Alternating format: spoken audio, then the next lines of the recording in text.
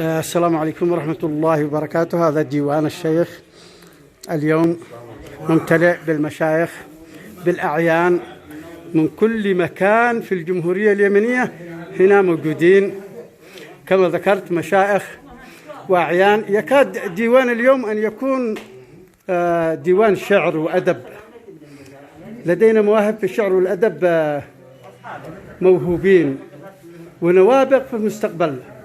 الشاعر أحمد أديب الشامي، الشاعر ثامر أبو الغيث الجبل، مع الشيخ علي الضبيبي الآن. حياكم الله جميعا، نورت المكان. واليوم سيكون ديوان الشيخ ديوان شعر 100%. سنستمتع جميعنا بالأبيات الشعرية لمواهبنا الاثنين اللي ذكرنا اسمائهم، الشاعر أحمد والشاعر ثامر.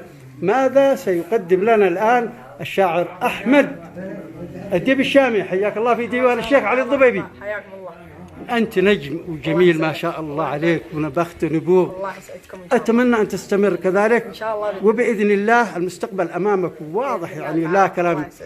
حياك الله، أهلا وسهلا، نورت ديوان الشيخ. نورك يا غالي. وماذا ستقدم لنا اليوم؟ والله ندي لكم قصيدة. عبد الله قوم يا أحمد. نقومها. قال لا عجب والله من دنيا الغرايب، تلقب ثعلى هذا يبى الذيابة. عجب لا سابت أسباب السبايب، ومنها الفوت لا شك العصابة. عجب لا عزت الفصل النهايب، ونال الفخر بأعمال الحرابة. عجب لا صارت أخطاها صوايب، وصوب الحق ما صاب الإصابة.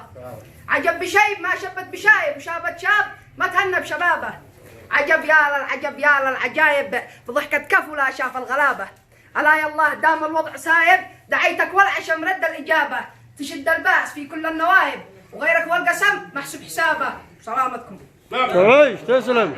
ثامر، ماذا ستقدم جنبه وانت واقف جنب الشاعر أحمد؟ ماذا ستقدم يا ثامر اليوم؟ حياك، أنت نابغة وأنت يعني موهبة فذة مثل أحمد تماما. نتمنى لكم مستقبلا رائدا في مجال الشعر والأدب.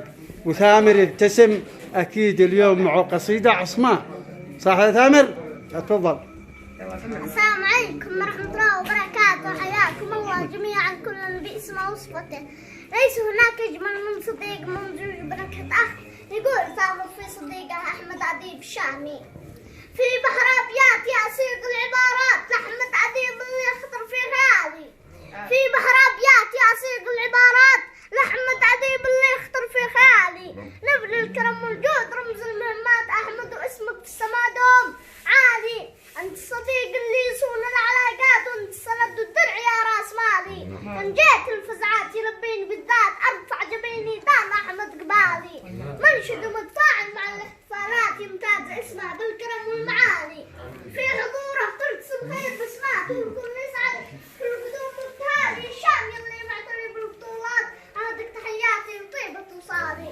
الشامي اللي معتري بالبطولات، أهدك تحياتي وطيبة وصالي. والنعم. كم عمرك؟